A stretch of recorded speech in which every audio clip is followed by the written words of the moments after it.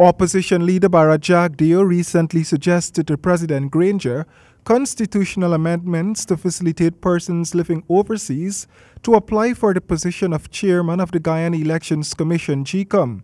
Mr. Jagdeo made the suggestion on the heels of the rejection of his second list of nominees for the post. He had said that in order to comply with the president's interpretation of Article 1612, persons from outside of Guyana should be considered, since it might be difficult to find such a person in Guyana. I don't think it is necessary. I don't think it's possible. I don't think it's desirable. Mr. Granger was at the time responding to questions on his bi-weekly televised program, The Public Interest.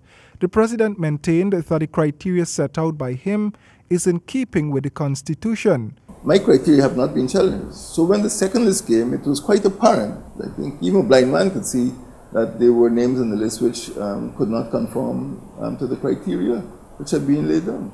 So that is where we were after the second round, and we've now asked for a third list. And I hope that the third list conforms with the criteria. Mr. Granger believes that the previous two lists submitted were in breach of the Constitution. He said, therefore, he will not be set up.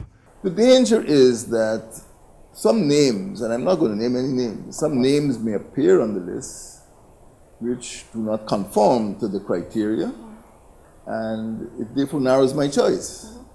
I have to have 6 names from whom to choose. And if 5 of them are unqualified or not considered to be fit and proper, I have no choice. Yeah. He drives me into picking one person, and I wouldn't be driven into picking one. I need to have a choice of 6. That's what the Constitution calls for. That's what I insist on. The head of state said he had not differentiated among those who did and those who did not qualify for the post, since he is certain that Mr. Jagdeo knows very well of the deficiencies of the persons he had nominated. Royd and James, HGP Nightly News.